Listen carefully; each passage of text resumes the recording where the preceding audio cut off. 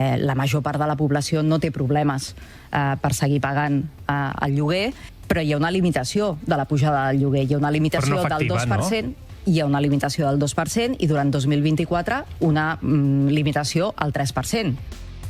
La mayor parte de la población no tiene ningún problema para seguir pagando el alquiler. Palabras de Meritxell Batet por las que ya ha tenido que pedir disculpas, asegurando que no se explicó del todo bien. Muy buenos días. Una rectificación provocada por la ola de críticas que ha recibido el PSOE en las últimas horas y que ha vuelto a demostrar cómo sus políticas están completamente desconectadas de la realidad.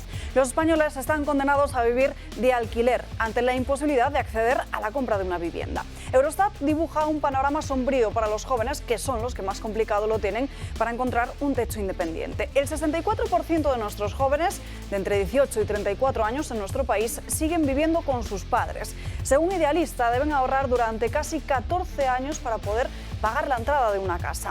Un hecho que provoca que la mayoría se lancen a un piso de alquiler. Pero fíjense que Fotocasa dictamina que un 70% de lo que ganan va destinado al pago del alquiler, ya que una casa de 80 metros cuadrados en España cuesta de media unos 900 euros mensuales. Un ramo habitacional ligado a un mercado inmobiliario que está al rojo vivo y cuyo principal problema radica en el paro juvenil.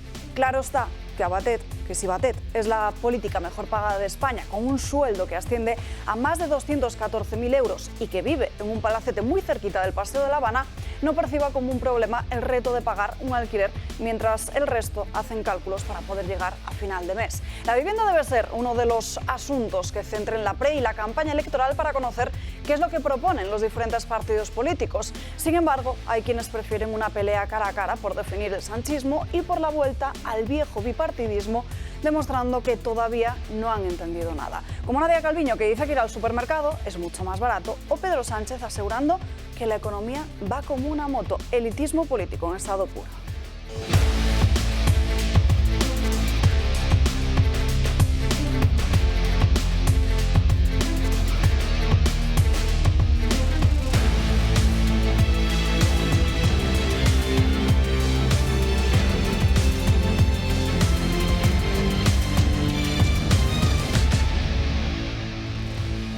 Jueves en Dando Caña, con muchos asuntos de los que hablar a lo largo de la mañana de hoy. Por supuesto, tendremos que centrar el debate en la cuestión del alquiler, en la situación de los precios, pero por supuesto repasaremos en esta pre-campaña electoral cuáles son los últimos titulares que nos dejan los diferentes dirigentes políticos que serán candidatos a esas próximas elecciones del 23 de julio, como Alberto Núñez Feijóo ayer en una entrevista. También hablaremos de Extremadura y de cómo están yendo esas negociaciones entre Partido Popular y Vox, mientras que la sesión de investidura de Guillermo Fernández Vara ya está fijada para la próxima semana, el día 5 y el día 6 de julio. Por supuesto, les desvelaremos cuáles son los datos que el Ministerio del Interior ha sacado hoy a la luz sobre los secuestros parentales. Eso sí, Fernando Grande Marlaska todavía no quiere diferenciar si son padres o madres. Luego se los contaremos. Antes de nada, saludamos a los invitados que nos acompañan a lo largo de esta mañana. Josep María Francas, muy buenos días. Pues mira, muy buenos días. A ver, yo últimamente hay dos cosas que me ponen, no nervioso, pero que, diríamos, con las cuales voy a por ellas, ¿no? Una es la falta de profesionalidad de cierta prensa y la otra es la ingenuidad, pardillez o bisoñez de la oposición y en concreto del PP.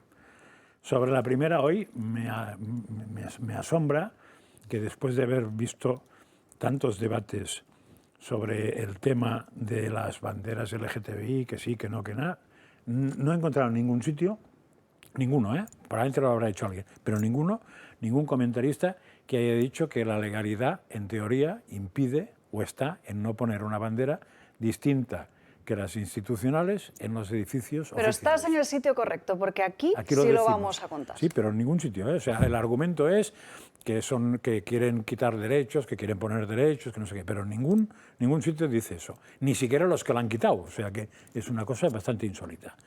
También me ha asombrado esta mañana otro argumento que me ha dejado alucinado, para que veamos el nivel periodístico. El comentario era de los derechos que va a quitar el PP cuando llegue, porque Vox va a obligarle a quitar derechos. Entonces, un derecho era la eutanasia, que para empezar, en fin, lo de derecho tiene su gracia, pero bueno, la eutanasia. ¿Por qué? Pues porque el PP no votó la ley de eutanasia y porque, no sé, algo dijo Isabel Ayuso sobre el tema de la eutanasia el otro día, pero no dijo nada de la eutanasia, dijo que iban a mejorar los cuidados paliativos. Y entonces la periodista, en concreto, ha dicho, y el resto no ha sentido, claro que es ir contra el derecho de la eutanasia, es mejorar o cuidar los cuidados paliativos. Lo cual tiene que ver como un huevo a una castaña, porque no tiene nada que ver una cosa con la otra. Pero nadie ha replicado esto. Y en cuanto a la bisoñez del PP, pues es muy fácil. Todo lo que sea alejarse de que Sánchez es malo, es caro y nos toma por tontos, es equivocarse, porque es ir a la defensiva. Y lo que tienen que hacer es ir al ataque directamente, porque tienen un personaje que lo posibilita. Si frente a ellos tuvieran un tío que hubiera hecho cosas bien, que fuera sincero, que fuera tal, pero es que tienen un señor que lo dijo él mismo, que se basa en mentir, en ser malo y en intoxicar, o no sé cómo lo dijo, ¿no? Lo que explicó ayer que era sanchismo, pues nada, no sé a qué esperan para ir un poco al ataque y siguen jugando a lo que les marca la izquierda como si fuera lo de las flautistas de Amelín. José Ramón Riera, muy buenos días. Tenemos que hablar de precios, ¿eh?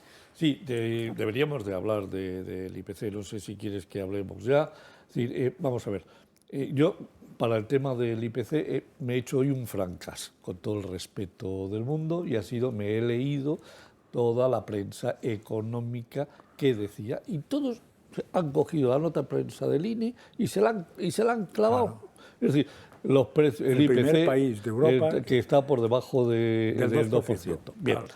Entonces, yo lo que he hecho ha sido leérmelo de otra forma. O sea, primero, he leído lo que publica el INE, que dice que los precios en el mes de junio han subido un 0,6%. Subida 0,6%. 2. Me he cogido los 6 primeros meses del año y he sumado y me dan un 2,3% de subida en los 6 primeros meses del año. Si yo cojo y quito, o sea, sumo el negativo del 0,2% del mes de enero y todos los positivos del resto del año, es decir, con el 0,6 incluido, resulta que los precios en 6 meses han subido un 2,3%. ¿Vale? Es decir, con lo cual, ojito, que solo en 6 meses, los últimos 6 meses estamos en un 2,3%. ¿Qué sucede? Que tenemos 6 meses en los cuales el año pasado hubo varias bajadas, 0,3 de julio, 0,3 de septiembre, y empezó, bueno, pues el problema de que no crecemos. No sé si os acordáis que el último trimestre del año, que estaba esperando que fuese espectacular, resulta que se quedó en un 0,5 dicho por el INE y en un 0 a primeros y luego un 0,6%. Con lo cual, los precios, cuando vayamos metiendo todos los meses del resto que nos quedan del año, si son negativos, bien, pero como sean positivos, como ha sido en junio, bueno, vamos a encontrar que si yo cojo el 2,3 y lo multiplico por 2, tengo ya un 4,6%, con lo cual muy lejos de estar todavía del 2%, que es lo que necesitamos. La subyacente, que es la que nos dice, quitando los precios de los alimentos y los precios de la energía, están en un 5,6% y además ha subido un 0,5% en el mes de junio. Es decir, la subyacente está muy lejos del 2%. Esto, si además lo añadimos a una, mentira psicológica que la prensa ha recogido de nuevo, tragándosela enterita, que yo no entiendo cómo la prensa se traga determinadas noticias económicas, y no es porque me quiera meter, que tengo aquí a Mariano Calleja con esto, sino simplemente que, claro, son tantas noticias que a veces lo fácil es coger la noticia del INE. Vamos a ver. El PIB de este país al día 31 de marzo está todavía un 0,7 por debajo del PIB real del 2019. ¿Por qué? Porque el PIB se pegó un bofetón de un 11,3, se recupera un 5,5, se recupera un 5,5 y se recupera un 0,6. Le falta un 0,7 por recuperar para estar todavía al mismo nivel. pero nadie lo dice. Todo el mundo, como llega ya estamos en el 2019. No, señores, nos falta todavía 8.752 millones de euros de verdad, reales, para estar en el 2019. Pero claro, escuchamos a Batet, que dice que claro, los alquileres no hay ningún problema. Escuchamos al presidente del gobierno, que dice que España va como una moto. ¿Cómo no va a decir que le va a llevar la contraria a Batet al presidente? Pues claro, se lo creen, de pronto se obnubilan, se alucinan y se creen sus propias mentiras y van y dicen, claro, los alquileres están facilísimos de pagar. ¿Y por qué entonces le llaman la atención a Batet? Porque dicen, oiga, usted ha metido la pata. Coño, porque ha metido la pata, con perdón, ha metido la pata porque la economía no va como una moto. Seguimos por detrás del 2019.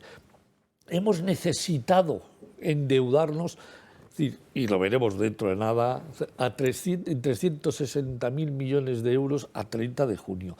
Nos hemos gastado 2,3 billones, 2.354.000 millones de euros para estar a 8.000 millones y todavía tener una inflación subyacente del 5,6. A ver, vamos a ver, las cosas no van bien, no van bien. Mariano Calleja, muy buenos días. Muy buenos días. Pues las declaraciones que hemos visto de Meritxell Batet son el mejor ejemplo de este gobierno totalmente desconectado de la realidad. Pero bueno, con el tema del alquiler, con el tema de la economía, cuando dice que va como una moto y con otros tantos asuntos. A mí me gustaría saber, ya que está Riera aquí, se vendió como una grandísima noticia el acuerdo al que llegaron los empresarios y los sindicatos para la subida de los salarios en la empresa privada. Me gustaría saber cuántas empresas privadas han terminado por subir los salarios. A mí es un dato porque se vendió con muchísima alegría, van a subir una barbaridad. Me gustaría saber el dato concreto de cuántas empresas privadas han terminado subiendo los salarios según el acuerdo de los sindicatos y los empresarios, porque me da a mí que no debe ser muy elevado ese... No lo sabemos todavía. No, claro, no se sabe y a lo mejor tampoco se va a saber, porque una cosa es la teoría y otra cosa es la práctica, y lo vendieron muy bien y qué buenos somos todos, pero en la práctica me gustaría saberlo bien. Y luego, por dos pinceladas rápidas, vamos a ver, hemos visto estos días las entrevistas de Pedro Sánchez y Alberto Núñez Feijóo en El Hormiguero, en Antena 3, A3 Media, que al final pues, se lo está llevando prácticamente todo, ¿no? Bastante llamativo en esta precampaña. Y yo creo que sí que son muy significativas y muy relevantes las dos entrevistas. La de Pedro Sánchez yo creo que consiguió movilizar su electorado.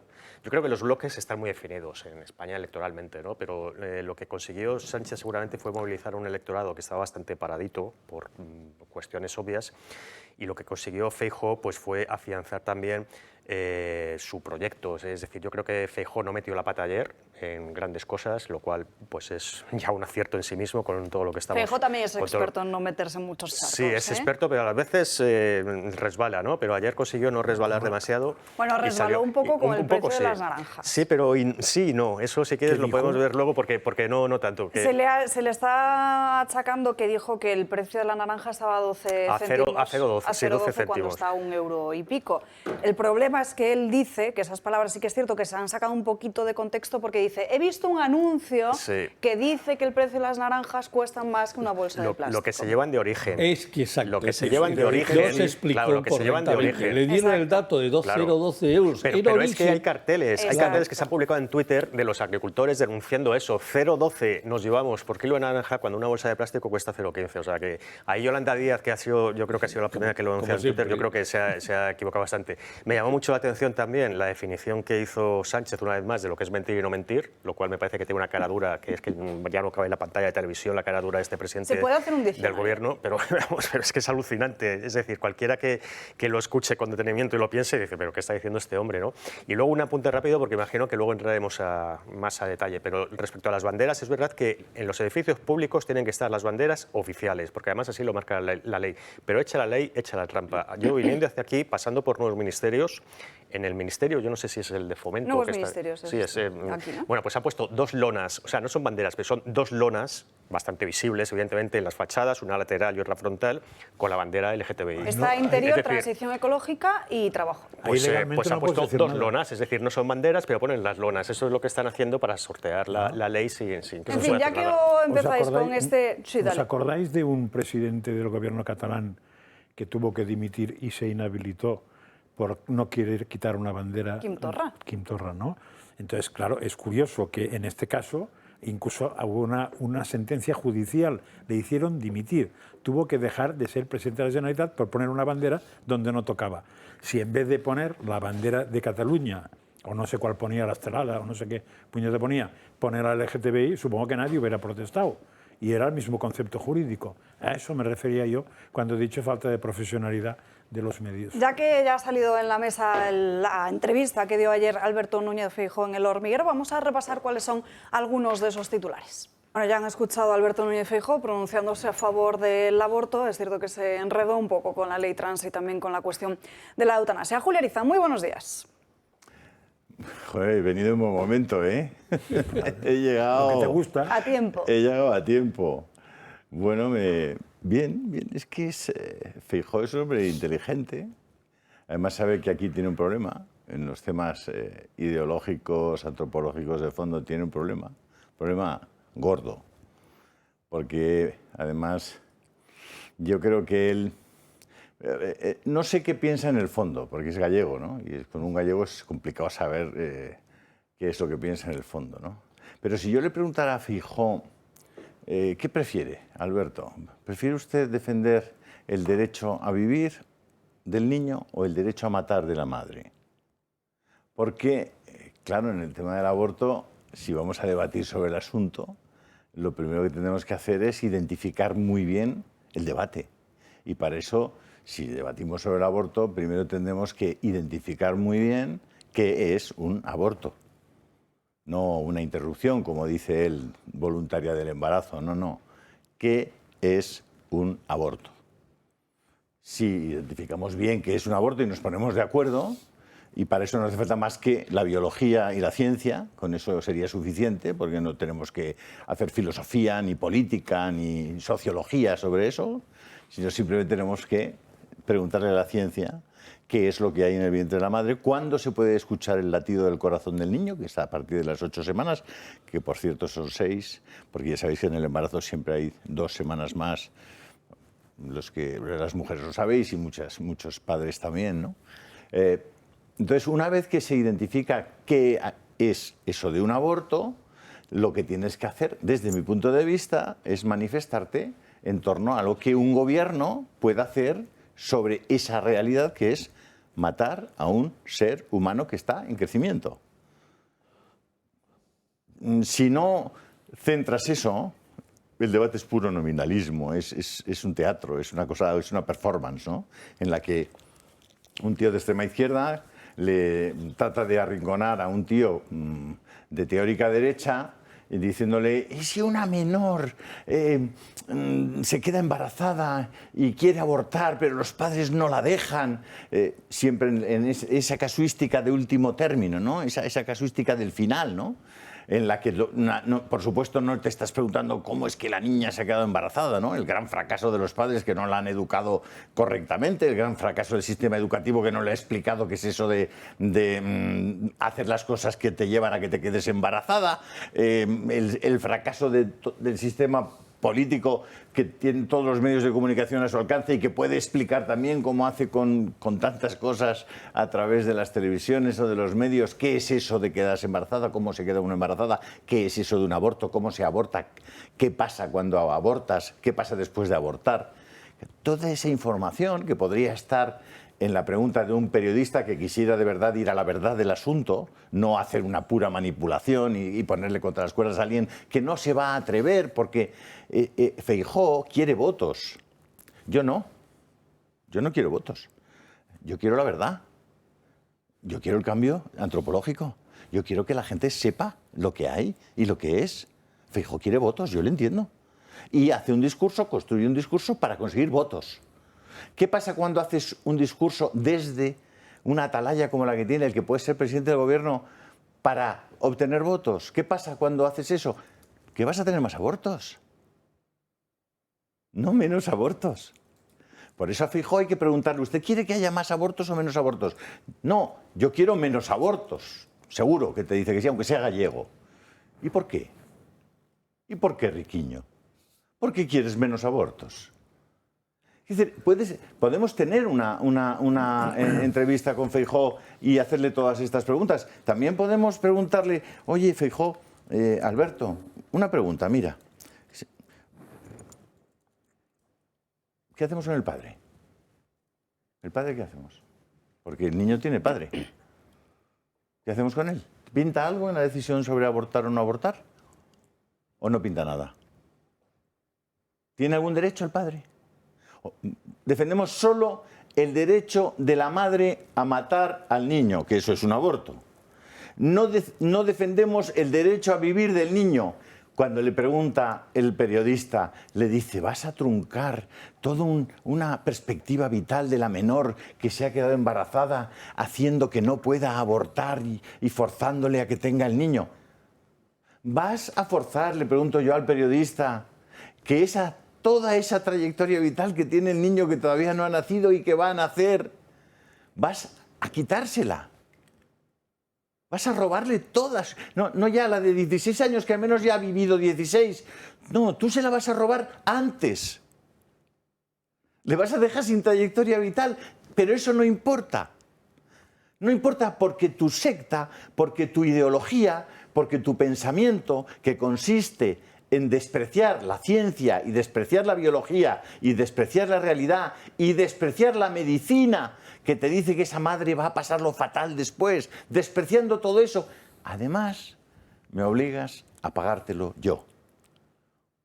¿Qué te parece, Alberto, si el segundo aborto provocado, hay ya un porcentaje altísimo de mujeres que abortan 2 veces, 3 veces, 4 veces? ¿Qué te parece si el segundo, al menos, no se lo tenemos que pagar nosotros? ¿Qué te parece? Porque esa decisión tan trágica de la que habláis con una lágrima en los ojos, resulta que la toman porque hay otro que se lo está pagando. ¿Tengo yo que pagar eso que objetivamente es la muerte de un ser humano que tiene toda una trayectoria vital? ¿Qué tipo de discurso debe hacer alguien que se dirige a la presidencia del gobierno de una nación cuando sabe que si no habla sobre eso, si no lo explica bien, va a haber más muertes de niños? ¿Qué le pasa a un líder político en España que es capaz de decir que hay 25 países donde hay una legislación que reconoce el derecho al aborto y no es capaz de explicar que en los Estados Unidos el Tribunal Supremo norteamericano ha negado que exista un derecho al aborto? Si de verdad estás en la objetividad y quieres explicarlo bien, explica que en los Estados Unidos el Tribunal Supremo acaba de decirle a todos los americanos que no existe el derecho al aborto.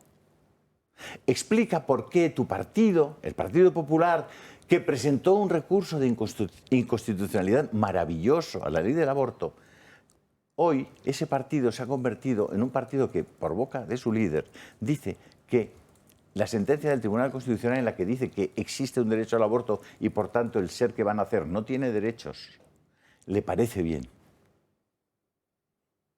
Eso, simple y llanamente, es un cambio de 180 grados en la posición de un partido político. Los votantes del Partido Popular no quieren el aborto, en su gran mayoría. Creen que el aborto es un crimen, en su gran mayoría, si no preguntárselo. Por tanto, todo lo que se puede hacer desde la política tiene una labor pedagógica esencial y fundamental. Y si no lo hacéis, estáis equivocándoos. Estáis llevando a la sociedad a un camino que no es el bueno. Podéis explicarlo muy bien, muy buenista, y porque yo respeto todo, y la libertad, y todo buenísimo, y todo súper tolerante, y súper tal. Pero ¿dónde queda la tolerancia y la bondad con el bebé que matas? ¿Qué tipo de tolerancia es esa? ¿Cómo se llama eso? Eso se llama tolerancia y bondad. Eso se llama generosidad, eso se llama democracia. Pero si no puede defenderse, es el último, es el más pequeño, no tiene defensa posible, lo estás matando. No te importa nada. ¿De qué estamos hablando? ¿De ese último caso, de la violación? ¿Quiere usted hablar de eso? ¿Quiere usted hablar de los 100.000 que hemos matado este año? En fin, a mí me encantaría que eras invitado, Alberto Núñez Feijóo, a esta casa a contestar estas y algunas preguntas más. No te hago más preguntas ahora para que no te desanimes. Y vengas. Sé que el resto quiere hablar de este asunto y precisamente valorar esa cuestión que siempre ocurre cuando se habla del aborto, de cómo se ignora a los niños por nacer y también a la propia voluntad del padre, pero tendrá que ser tras una breve pausa de publicidad. El paraíso está en Fuerteventura. Bahía Azul Resort, villas privadas con servicios del mejor hotel. Cada villa dispone de alrededor de 300 metros cuadrados con salón, cocina y 3 habitaciones, piscina, solarium, barbacoa, jacuzzi y todo lo necesario para ser feliz. Villas totalmente privadas, con instalaciones y servicios de un gran hotel, en un lugar envidiable, a un paseo de Corralejo, de sus dunas, de playas interminables, de unas olas deseadas por todos los surfistas. Todos los socios del Club de Amigos podrán beneficiarse de las ventajas del Club de Miembros de Bahía Azul a través del código que aparece en pantalla. Llamen ya al número de teléfono, reserven en este número de teléfono 828-903-287 o a través de la web bahiazul.com y disfrute de unas vacaciones inolvidables. 2 minutos y seguimos.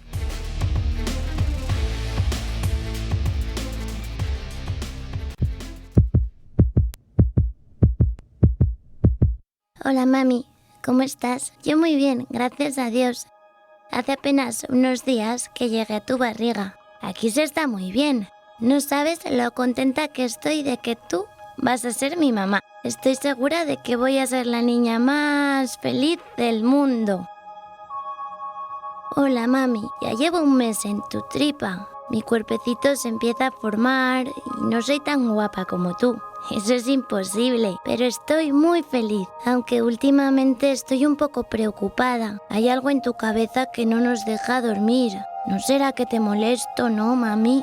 Pero qué tontería, ¿cómo te voy a molestar si tú eres mi mamá y me quieres un montón? Eso yo lo noto, ¿sabes, mami? Noto cómo sonríes a veces mirando tu tripa, aunque todavía no está redonda. Supongo que estarás cansadita, no te preocupes, mami, ya se te pasará. Hola mami, ¿sabes que ya llevo casi 3 meses en tu tripa? Es fuerte, ¿eh? 3 meses juntas y pensar que esto no ha hecho más que empezar. Ya tengo manos, mami. Ya tengo pies. Ojalá vayas muy pronto al médico y puedas verme. Tengo muchas ganas de poder jugar con estas manitas, jugar contigo, pintarnos las uñas juntas como haces tú, hacerte un dibujo. Pero mami, ¿qué te pasa? ¿Por qué lloras? ¿Te molesta que ya sueñe con jugar juntas? ¿Tienes miedo, mami?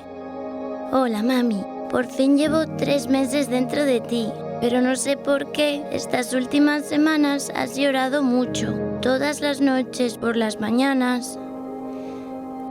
A veces te he oído escaparte al baño del trabajo para llorar. ¿Por qué no se lo dices a nadie, mami? Nadie sabe qué te pasa. Ni siquiera yo. Mami, ¿ya no me quieres? Te prometo que voy a ser la mejor hija del mundo. Me portaré bien, te obedeceré, mamita. Pero no estés triste, que me pongo triste yo también. Por fin hemos ido al médico, mami. Estaba preocupada, pero te ha dicho que vuelvas en 3 días. ¿Pasa algo, mami? ¿Te encuentras bien? No paras de llorar. ¿Estás malita, mamá? Cuéntame por qué tenemos que volver al médico. Hola, mami. Buenos días. ¿A dónde vamos tan pronto hoy?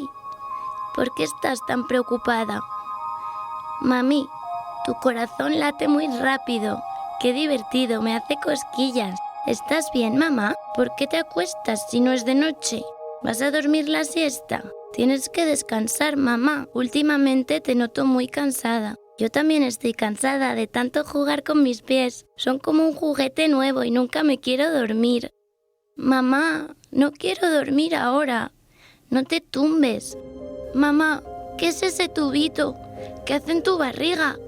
Estás muy callada. ¿Quiénes son los que hablan, mami? Tengo miedo. Mami, esa es mi mano. ¿Por qué me la arrancan? ¿No ven que me duele? Mamá, diles algo. Defiéndeme, ayúdame, mami. Diles que soy muy chiquitita, que no me puedo defender. Mami, mi piernita, me la están arrancando. Por favor, diles que paren. Te prometo que siempre me portaré bien. Pero diles que paren, mamá. Cuando sea mayor, mamá, ese tubo tan grande viene por mí.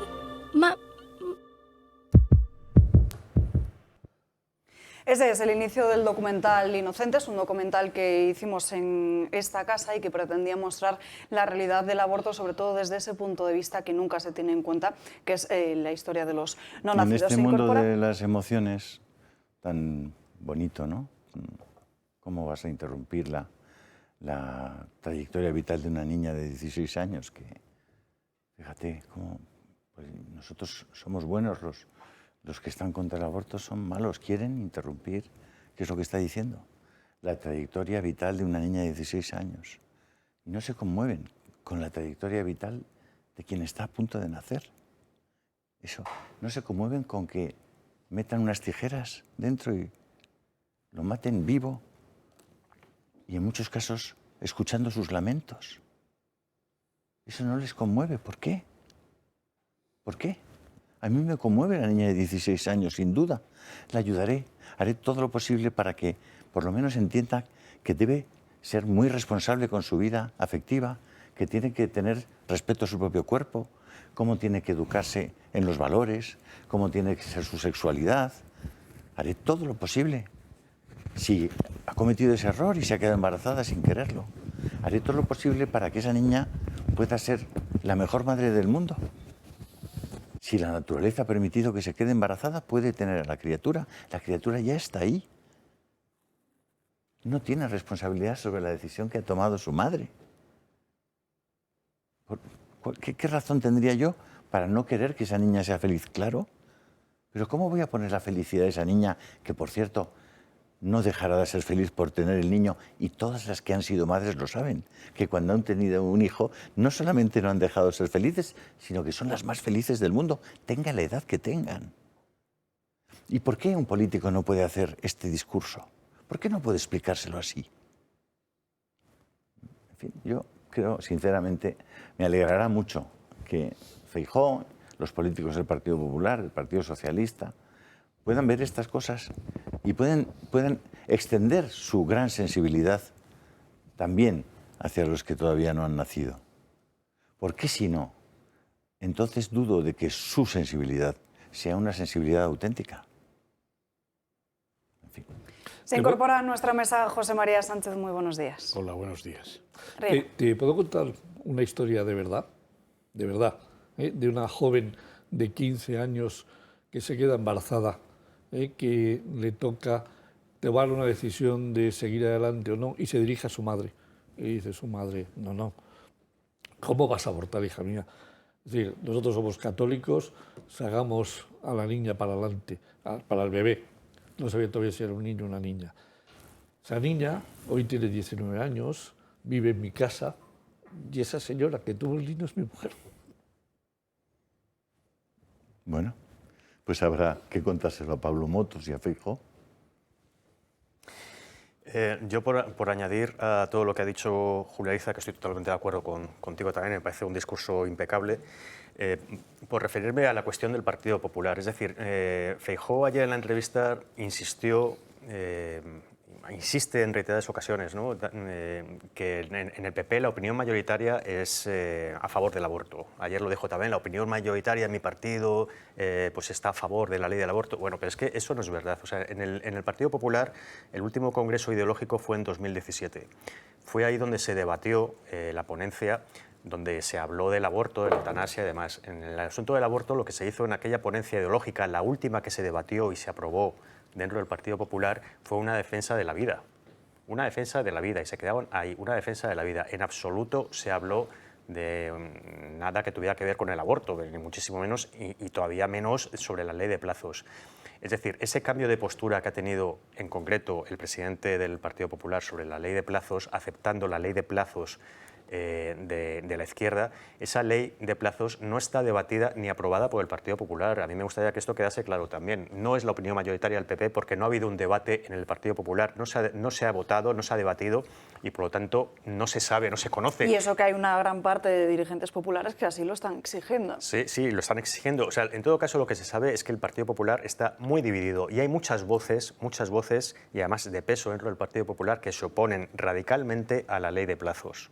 A la ley de plazos y a la ley del aborto, pero sobre todo a la ley de plazos. Entonces yo creo que ese matiz también es importante para situar al Partido Popular donde debería estar. El Partido Popular ha sacado de sus listas a Javier Puente, contraturio habitual de esta casa y provida declarado, lo han echado de las listas, lo han depurado.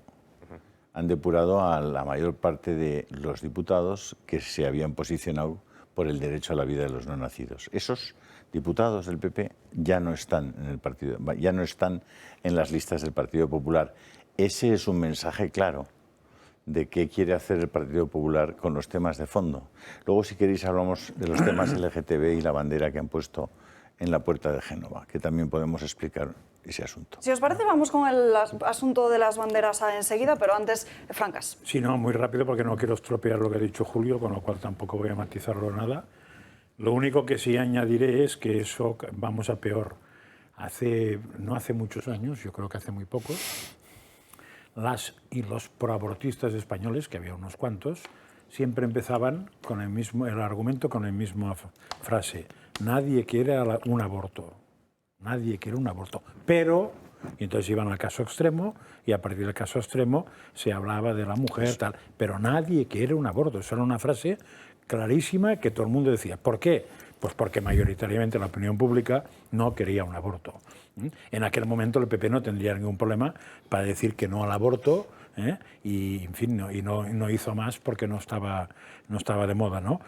Cuando presenta el recurso y después el Rajoy no hace nada, si os acordáis, el tema no es que los votantes del PP fueran pro o no pro aborto, sino que lo que le decían era al entorno Rajoy es: nadie, por muy antiaborto que sea, te dejará de votar por eso porque no va a votar al PSOE.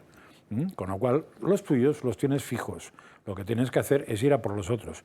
Y como bien has dicho tú, el planteamiento no era moral en absoluto, era de votos. Es decir, no perdamos muchos, los míos yo los tengo y tengo que ganar votos de otro barrio. Y entonces hacia eso es donde fueron. Eso ha cambiado radicalmente ahora. O sea, ahora mismo, yo no sé qué porcentaje, pero los proabortistas no hablan de que sea un mal menor, sino que hablan de que es un derecho de la mujer. Y eso ya es absolutamente otra historia. La legislación española no habla de despenalizar, sino que habla de un derecho de la mujer. Si es por tiempos o por criterios me da igual, porque es un derecho inventado, pero es un derecho de la mujer, con lo cual estamos en un momento mucho peor que el anterior. No tiene absolutamente nada que ver y, claro, la única ventaja es que no se puede ir a más, porque no será una obligación, digo yo, vamos, en fin. No por el momento. No por el momento, pero es difícil, con lo cual solo se puede ir a mejor. Bueno, pues tardaremos tiempo, pero nos avergonzaremos de esta temporada. Sí, yo estoy de acuerdo con lo que habéis dicho. Con este último turno de Josep María Francas, totalmente de acuerdo en cuanto a la forma de actuar del Partido Popular en esta cuestión. Y esto es un desenfoque grave, porque esta es una cuestión moral, esencialmente moral. Y por lo tanto, si una cuestión moral se aborda con criterios de estrategia electoral a mayor o más corto plazo, pues es un desenfoque del asunto. Siquiera sea esto, aparte de que, en mi opinión, pero esta es la mía, es una inmoralidad hacerlo así. Pero en todo caso es un desatino desde el punto de vista de la racionalidad. Yo no puedo abordar una cuestión médica desde el punto de vista de la botánica, o una cuestión forestal desde el punto de vista, qué sé yo, de las piscinas, ¿no? En fin, hay cosas que exigen una homogeneidad y una coherencia. Y aquí el Partido Popular no la tiene, evidentemente. Lo que tú has dicho de personas que han sido purgadas, esto no es nuevo, Julio. Ya purgaron muchos y algunos se autopurgaron a la vista de los derroteros que tomaba. Vosotros habéis sido los dos diputados del Partido Popular y habéis vivido aquellos años y cómo las cosas han evolucionado, desgraciadamente. El Partido Popular, en este asunto, hace muchos años lo que decía los que no querían pronunciarse públicamente, pero a lo mejor ellos internamente eran contrarios al aborto, lo que decían es una cuestión de conciencia. Es una cuestión de conciencia. Bueno, cuestión de conciencia es todo, claro. Si por esta forma de razonar también justificaríamos el robo o el asesinato, es una cuestión de conciencia, claro. Quien quiera asesinar, que asesine, y quien no quiera asesinar, que no asesine. Es una cuestión de conciencia del asesino. En fin, son verdaderos disparates. Y quiero concluir porque no quiero abusar. Vamos a ver, en el año 73 recayó en Estados Unidos la sentencia Roe versus Wade. Que tengamos en cuenta que han sido precisos 50 años para dar la vuelta a aquella doctrina, y se le ha dado la vuelta parcialmente. En una Corte Suprema Federal de los Estados Unidos, que cumple funciones de Tribunal Constitucional, de, vamos a decir, contrastada independencia durante siglos ya. Esta es una cuestión sobre la que hay unas presiones tremendas que hacen muy difícil los cambios cuando hay gobiernos muy beligerantes que adoptan posturas proabortistas. Es muy difícil dar la vuelta a las cosas. Por eso la situación de España es particularmente grave. Y en esa sentencia se dijo una cosa que la propia Corte Suprema Federal no tuvo conciencia de lo que decía, pero que se puso una trampa a sí misma. Decía, nosotros no podemos afirmar cuándo empieza la vida, porque el estado de la ciencia no nos lo permite saber. El estado de la ciencia en 1973.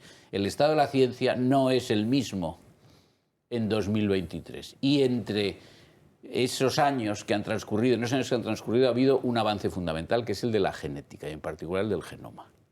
Entonces, cuando ya sabemos que el código genético está incorporado al ser humano desde la concepción, esa afirmación que hizo entonces la Corte Suprema Federal de Estados Unidos, hoy no la podría hacer.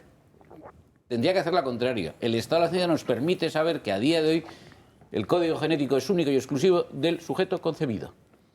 Bueno, es un indicio de la vida. Yo no puedo aquí, desde un punto de vista científico, afirmar que eso es un argumento definitivo de que hay vida. Sí es un indicio muy importante para cualquiera que sea su opinión sobre esto y su ideología, de que si está identificado un sujeto exclusivo que no va a ser igual a ningún otro en el futuro, no lo es en el presente y no lo fue en el pasado respecto a los que le precedieron, me da la impresión de que es un argumento bastante poderoso para concluir que hay vida y, por lo tanto, eso debe ser considerado.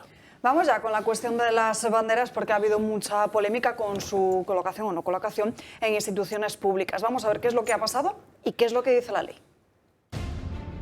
La colocación de la bandera LGTBI en diferentes instituciones del país está provocando un enfrentamiento entre los diferentes partidos políticos, ya sea por colocarla o quitarla. En el caso de que ondee, en las Cortes de Castilla y León se puede ver la bandera, pero en las ventanas, ya que el PSOE así lo ha decidido por su cuenta. La enseña del arco iris no está en la fachada principal porque PP y Vox han decidido no colocarla.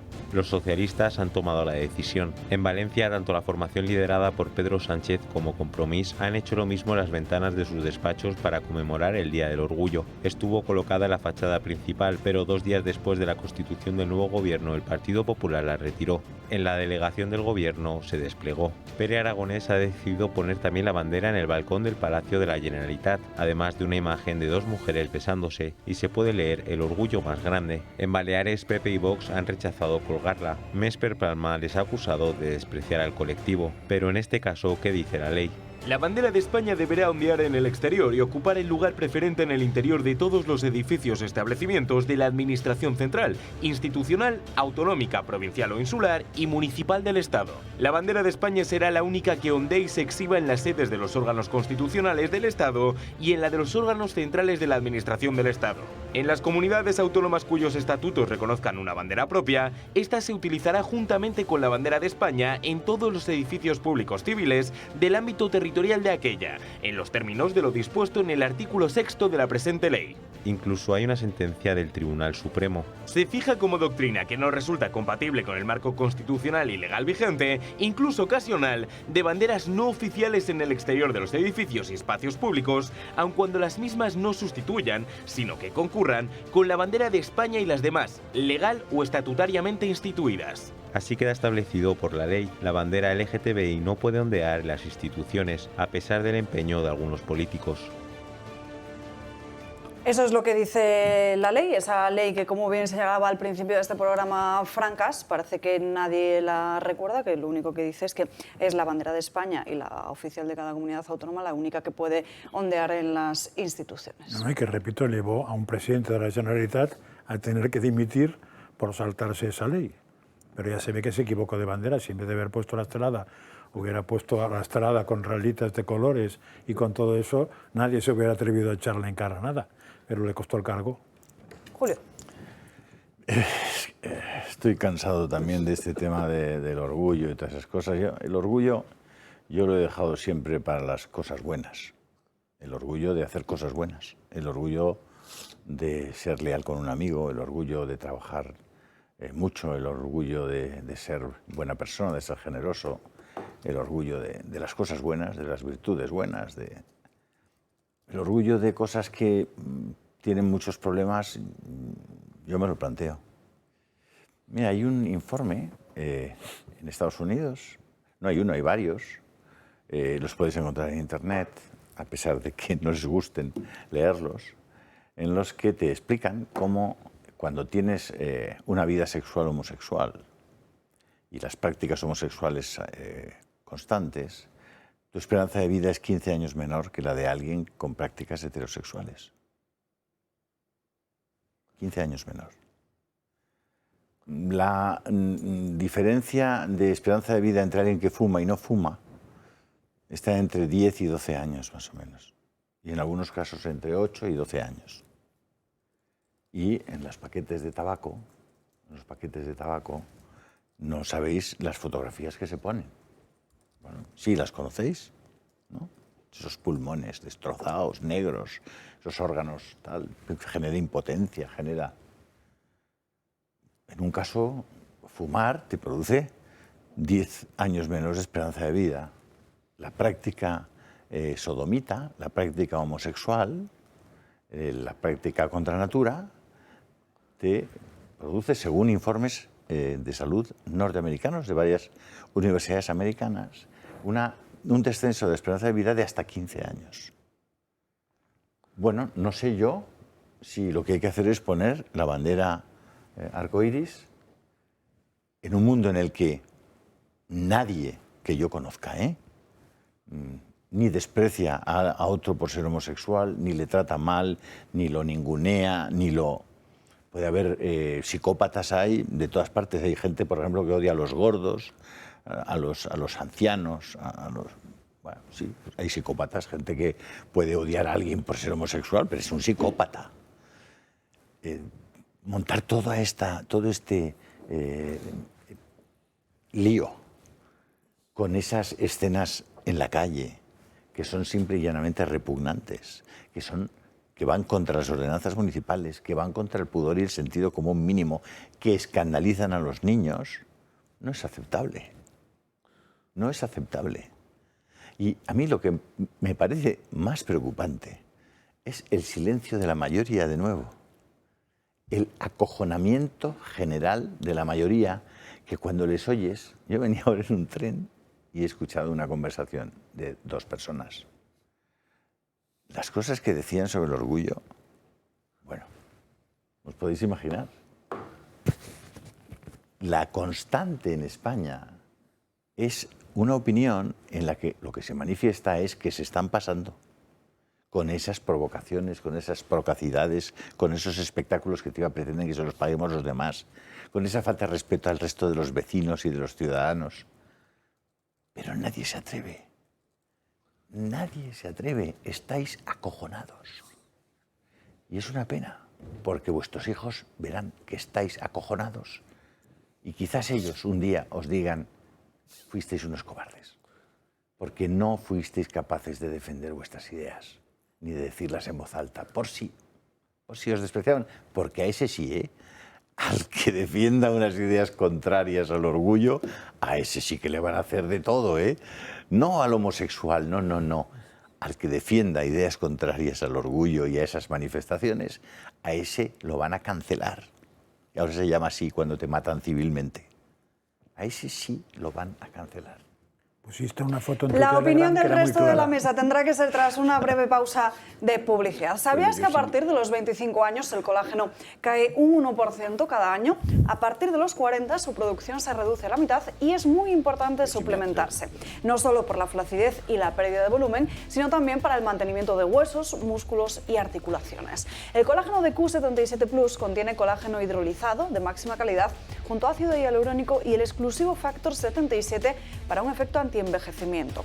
No solo eso, el colágeno de Q77 Plus es de los más completos del mercado, incluyendo activos como la vitamina K, que es vital para unos huesos y tejidos saludables, magnesio para un buen estado de la musculatura, retinol, que es un potente antienvejecimiento de la piel, y vitamina C como antioxidante para reducir los radicales libres. Lo tienes en exclusiva en la parafarmacia del Corte Inglés o te lo envían cómodamente a tu casa llamando al número de teléfono 692 35 35 35. Pausa para la publicidad y a la vuelta seguimos.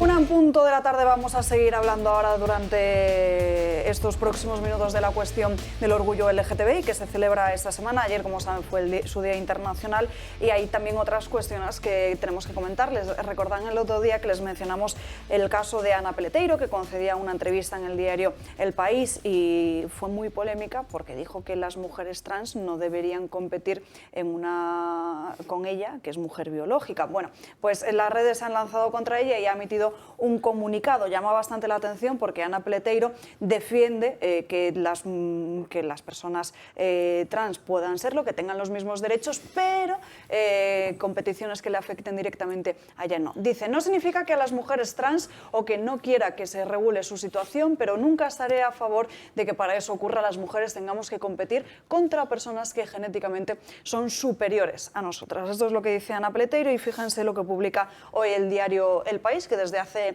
unos días tiene por costumbre llevar en su portada a Vox para calificarles ultra, o como hoy para decir ni matrimonios, ni adopción, ni cambio de sexo en la sanidad pública, los derechos LGTBI que Vox quiere eliminar. Hay un informe muy interesante que publica además la Fundación Disenso en las últimas horas que muestra cómo las referencias al extremismo político de derechas se ha disparado brutalmente en los últimos años. Dice que los resultados de este análisis muestran que todos los medios de comunicación analizados usan términos que describen extremismos políticos de derecha mucho más a menudo que términos que describen extremismo político de izquierdas. Ahí están viendo cómo todos los periódicos han aumentado las referencias a la extrema derecha. Sin embargo, sí que luego en ese informe, en páginas siguientes, se dice que el único que se salva, por así decirlo, es el diario ABC, que utiliza el mismo número de referencias para extrema derecha que para extrema izquierda. En fin, no sé quién quería... Y Televisión Española, que es uno de los que menos ha crecido. Claro, no sé si porque ya no podía crecer más o porque ha crecido menos. Pero de todas formas, lo del término extrema derecha, extrema izquierda, tal, Sí. hay un abuso clarísimo. El otro día, cuando se eligió a la presidenta de las Cortes Valencianas, creo que era, ¿no? Ultracatólica, la ultracatólica, ultracatólica. ultraconservadora, antiabortista. Vamos a ver, un poco de serenidad a la hora de titular también. Yo creo que en el periodismo tiene que ser también, además de riguroso, que no estaría mal que algunos lo fueran, pues un poco de serenidad a la hora de escribir y de redactar, ¿no? No dejarse llevar por las pasiones y llenar la información de adjetivos y de apelativos a lo ultra que pueda ser una persona, o no, vamos, me parece absurdo totalmente. El otro día hicimos un comentario aquí exactamente en esa misma línea. Yo siempre explico que cuando leas un texto, coge un boli y tacha todos los adjetivos calificativos del texto. Claro. Y puede ser que si están contando los hechos, puede ser que te enteres de algo, porque en general son todos adjetivos calificativos que no, es decir, que, oiga, ya los pondré yo. Si me parece que es ultracatólica, claro, pues ya lo pondré yo, que no soy ¿no? Giliultra. Giliultra, ¿no? Entonces, si yo puedo poner adjetivos calificativos, pues soy un espectador o un lector inteligente, pues ya lo haré. Y el otro día yo explicaba justamente eso. Es decir, que, por favor, se les pide a los periodistas que abandonen esa necesidad que sienten imperiosa de educarnos a los que leemos o a los que vemos la televisión, ¿no? Contemos las cosas, las explicamos, las razonamos y que cada uno, a quien Dios se lo dé... Si lo hacen, por lo menos que no diga que son objetivos neutrales. Pregúntatelo al revés. O sea, ¿cuántos medios de comunicación seguirían invirtiendo en escribir sin adjetivos?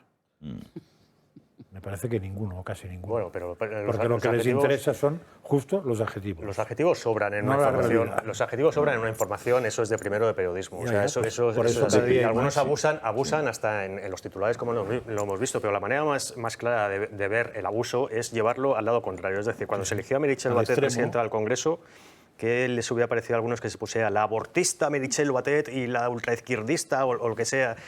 Sí, señor. Es decir, pues que se pongan en el otro lado a ver si les parece normal, que algunos se titularan de esa manera, la abortista Meritxell Batet, presidenta del Congreso. No, pero por eso el barco va hacia donde va. Claro.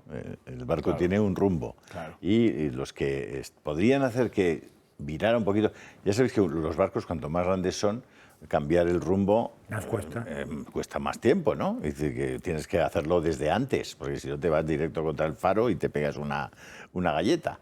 Entonces, el barco grande de España y de nuestra sociedad está siendo llevado por los medios de comunicación fundamentalmente hacia un lugar, ¿no? Sánchez, ¿por qué está yendo a todos los medios y tal? Porque los ha pagado antes. Esas entrevistas son entrevistas pagadas. Debería poner remitido, como se hacía antes en el periódico, ¿no? Cuando alguien enviaba una información suya, ¿no? Las entrevistas de Sánchez están pagadas. Publirreportaje. Y las de Feijóo de ayer estarán pagadas. Se pagarán después.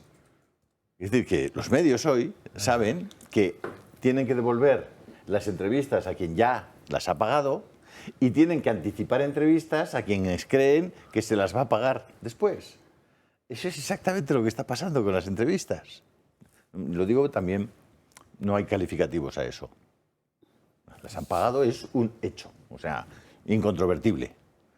Que los medios están pensando en que se las van a pagar después, pues vosotros mismos, si el que ha sido presidente del gobierno ya ha pagado las entrevistas y creen que el nuevo, va a ser presidente del gobierno, pues piensan que será el que pague las siguientes entrevistas. Sí, aquí no hay pago, aquí hemos pedido entrevista con Sánchez. Sí, pero hemos pedido entrevista a Feijóo.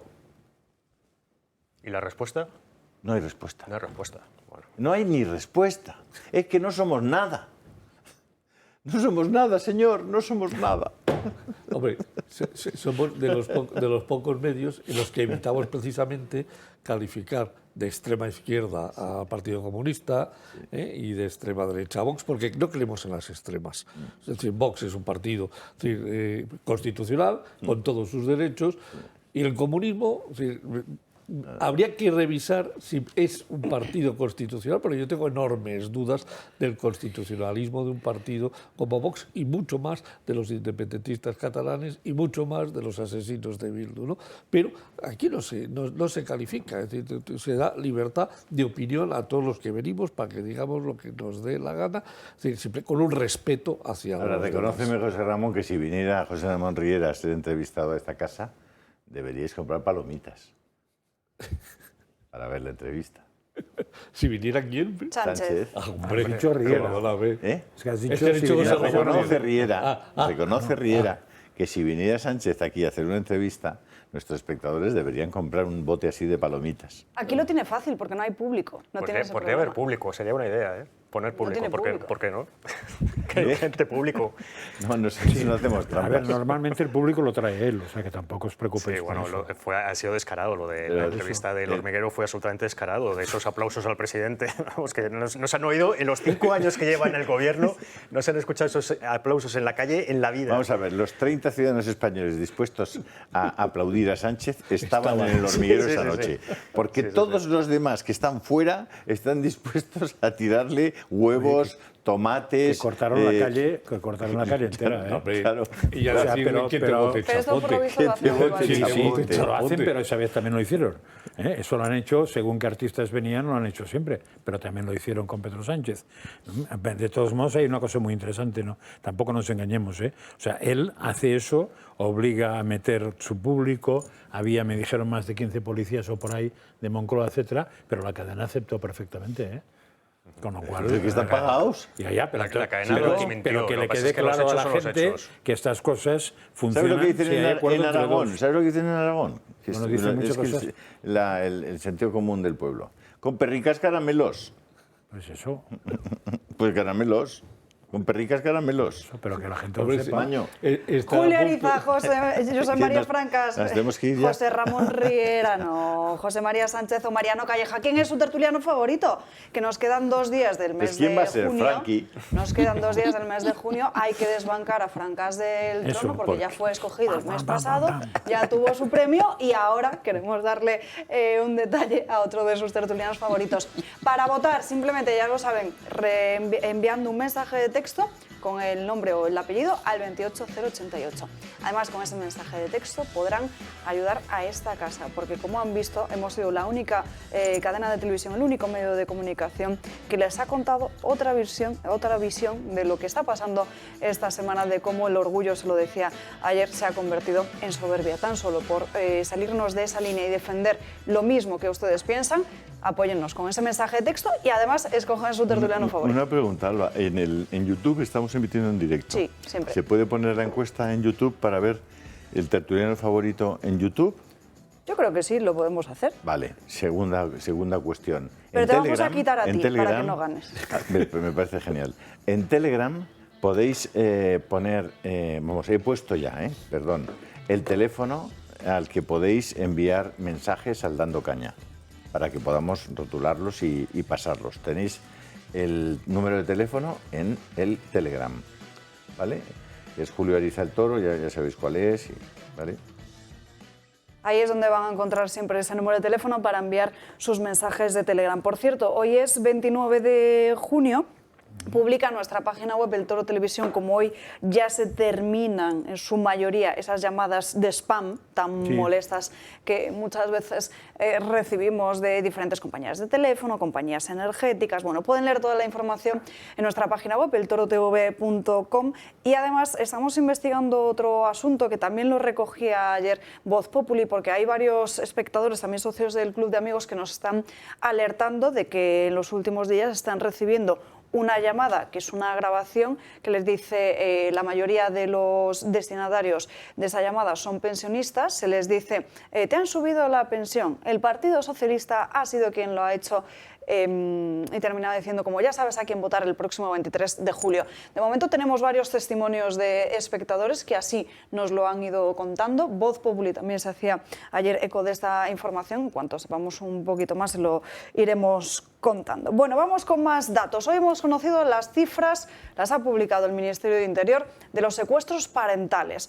Ojo a la información, ojo a los datos, pero también a cómo no se ha querido diferenciar muy bien entre madres y padres. Si hay un tema que preocupa y mucho a los españoles son los niños. Las agresiones sexuales a menores están, por desgracia, a la orden del día. Sin embargo, poco se habla de otro asunto que amenaza su seguridad, los secuestros parentales. El Ministerio del Interior se ha decidido por fin a revelar los datos, unos datos que producen escalofríos ya que son las cifras más altas de la última década. Según constata en el último informe anual publicado por el Centro Nacional de Desaparecidos, el año pasado las fuerzas de seguridad registraron 428 casos. Junto a esta cifra se han desvelado también las del 2021, cuando se recabaron hasta 434 denuncias, la cifra más alta desde 2010, el año en el que se empezaron a recabar datos. En 2020 Interior aseguró que hubo 35 casos, unas cifras que ahora ha tenido que rectificar. La realidad es que en el peor año de la pandemia hubo 294 secuestros parentales. Pero ¿quiénes son los que secuestran más a sus hijos? ¿Los padres o las madres? Sigue siendo un misterio porque Interior se niega a dar esos datos. Sin embargo, según un informe publicado hace 5 años, 7 de cada 10 secuestros parentales son perpetrados por mujeres. Una realidad que está, por desgracia, muy presente, pero que también está siendo silenciada. Pues como ven, los casos de sustracción parental se han disparado en los últimos años, sobre todo después de ese aterrizaje de Irene Montero y de la creación del Ministerio de Igualdad, todo ello teniendo en cuenta además ese indulto a Juana Rivas o a María Sevilla. En general, cuando una política los resultados son malos, dicen aquello de que hay que plantearse la política, ¿no? Llevamos unos cuantos años en que eso no funciona así. Cuando unos resultados son malos, se insiste en los mismos medios para que los resultados sean peores. Pues eso será más política. Oye, tengo que deciros, hemos invitado efectivamente a Sánchez y a Feijóo para que vengan a una entrevista. Y han dicho que sí. Nos ha contestado Feijóo a través de Mar Sánchez, su jefa de gabinete, Me dice, te voy diciendo, le dice a Alex Josa, porque la agenda es demoledora. ¿Vale? O sea que ya nos van a ir diciendo... O sea, no es un no. ¿Eh? No es un no, bueno, es un te voy diciendo. Bueno, tampoco es un vamos a sí. ver. Vamos a ver. Si tú fueras gallego y te pidiera yo una entrevista, ¿qué me contestarías? Si te digo que no, te mentiría. Si te digo la verdad, te mentiría. Claro, lo vamos viendo. Te voy diciendo porque la agenda es demoledora. Oye, no os metáis con los gallegos. No, yo admiro a los gallegos, pero o sea, si soy seres superiores. Si quisieras decir que sí y no supieras cuándo, también dirías lo mismo. Exactamente. Con lo cual, no podemos llegar a ningún sitio, como es habitual cuando hablas con un gallego. Solamente que ha contestado, que ya es algo, ¿eh? Ha contestado, Pero es de por lo Moldova, tanto, tenemos que decirles que puede ser que sí, puede ser que no, pero lo más probable es que quizás. Bueno, España contemporánea ha estado gobernada fundamentalmente por gallegos y andaluces, no olvidemos esto. Es así, es así. Julio, ¿qué nos estás contando en tu canal de Telegram? Uy, de todo. El canal de Telegram está calentito. Está calentito. Pero bueno, yo creo hemos seguido muy de cerca, seguimos muy de cerca en el canal, y esto yo creo que salió muy bien porque mucha gente me lo ha comentado, el tema de la casi guerra civil que se produjo en Rusia, ¿no? Había algún dato muy interesante, por ejemplo, un informe de la inteligencia británica que decía que cuando ya iba la columna dirigiéndose hacia Moscú, les avisaron a todos los, digamos, los comandantes, generales, los que pintaban algo. Sí, los que pintaban algo en la Wagner, les avisaron que habían identificado a todos y cada uno de sus familiares que iban a ser ejecutados en las siguientes 6 horas. O sea, sabemos dónde vives y dónde estudia tu hijo, ¿no? Las siguientes 6 horas. Eso es lo que dice la inteligencia británica, y parece que fue argumento suficiente para que se fueran hacia Bielorrusia. ¿Vale?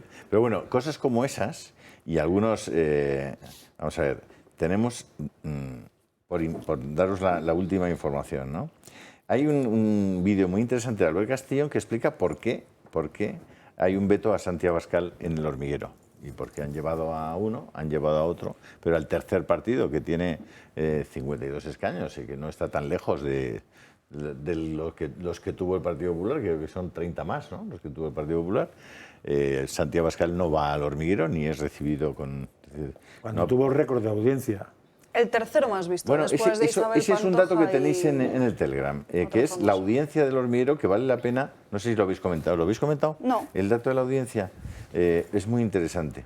Santiago Abascal es el tercero más visto después de la primera Isabel Pantoja. Tuvo 4.700.000, Bertín tuvo 4.100.000, Santi Abascal 4.050.000, Amaya y Alfredo, no sé quién. Cantantes de Operación Triunfo. Vale, 3.900.000, Susana Griso 3.800.000, Jorge Lorenzo 3.800.000, Almeida 3.800.000, Isabel Preisler 3.800.000, Pablo Iglesias 3.800.000 y Pedro Sánchez 2.900.000. Es decir, que le sacó más de 1 millón de espectadores Santi Abascal a Pedro Sánchez.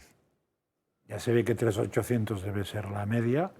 Más o menos, sí, eso parece. Con lo cual Sánchez está por debajo de la media y Abascal por Abascal por encima. Sánchez muy por debajo de la media. Habrá molestado bastante. Hubo un movimiento no sé, ayer de no conectarse.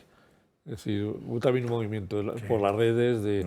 Pero no sé hasta qué punto se hizo caso. Bueno, sí, pero si el share ha sido 2.900.000... Es que ese millón que no estaba viendo el gato al agua, seguramente.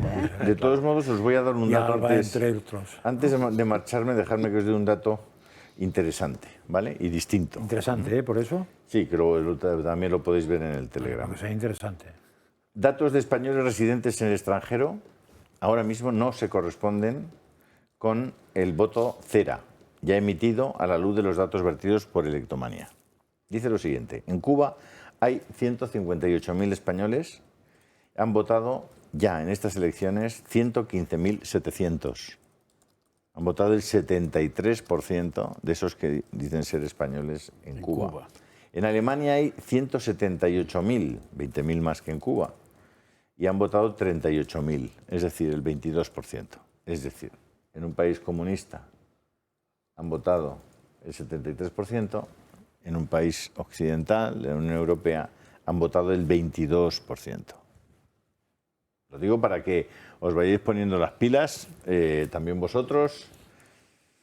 En Argentina hay 480.000 españoles y han votado ya 290.000. Estamos hablando de muchos miles de votos.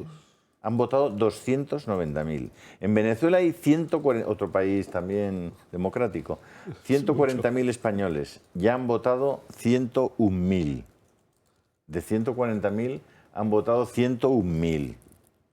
Esta desproporción entre el voto en las elecciones españolas, desde un país comunista como Cuba frente a un europeo como Alemania, es tremendamente sospechosa, me pone mi informador. Ya, pero también habría que saber las anteriores y si ha cambiado, eso lo sabrás tú, si ha cambiado, porque ese voto es un voto que ahora mismo casi era imposible de ejercer.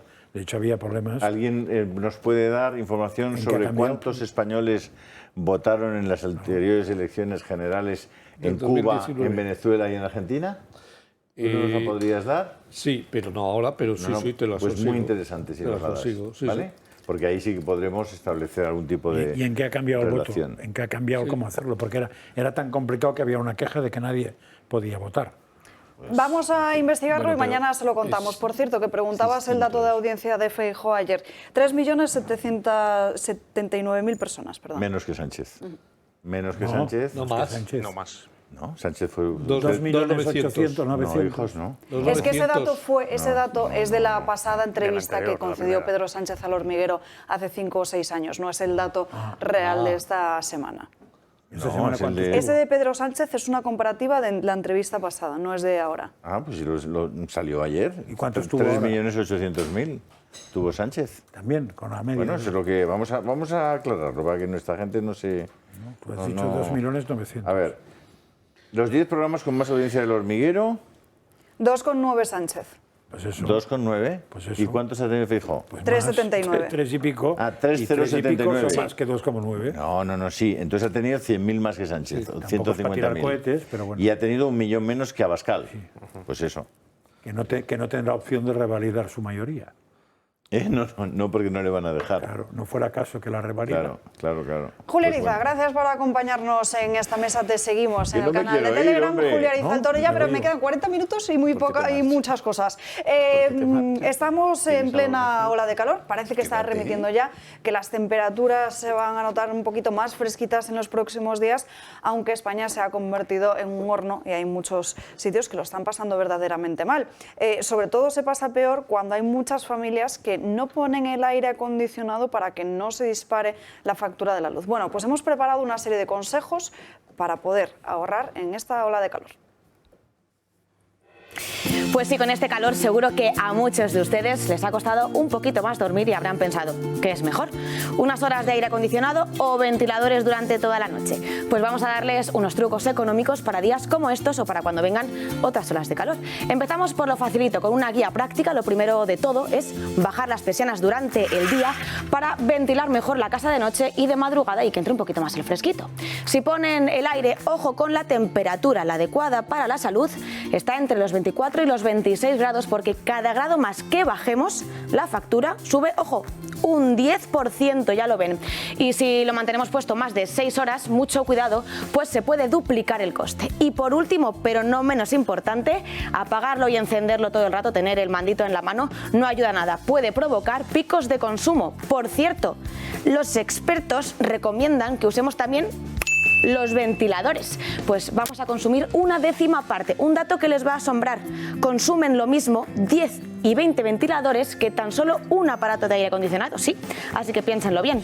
Pues ya saben, con la luz en más de 90 euros el megavatio hora, ahorrar va a ser difícil, pero truquillos como estos harán que no se disparen mucho las facturas y se nos queden los bolsillos vacíos.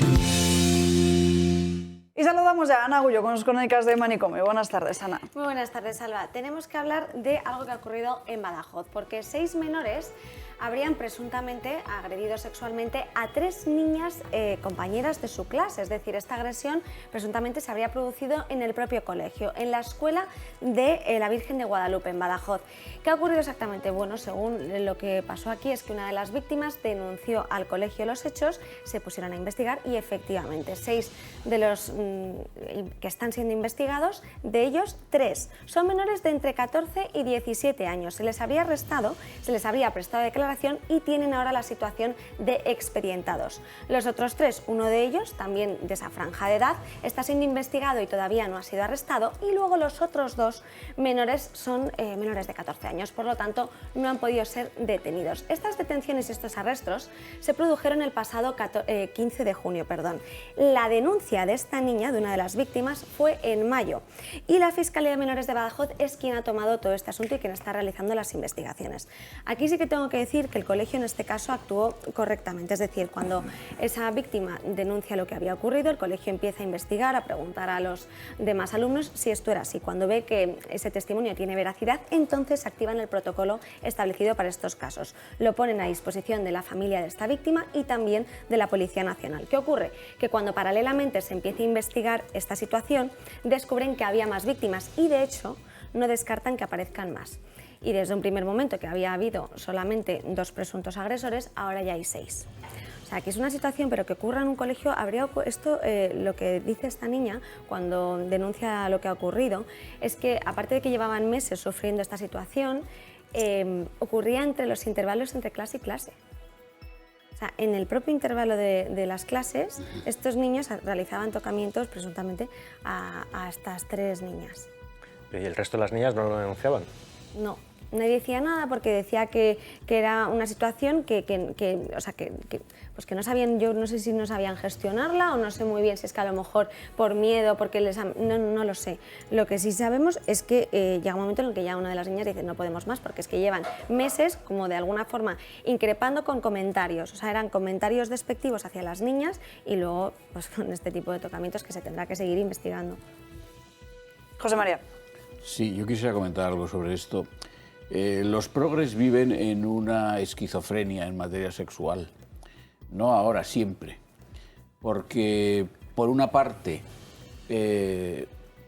fomentan, defienden lo que se llamaba hace muchos años, los años 60, la liberación sexual, y por lo tanto que se practique la sexualidad sin ninguna limitación de orden moral, porque es lo sano, porque es lo natural, porque es lo que permite precisamente una exaltación de la libertad.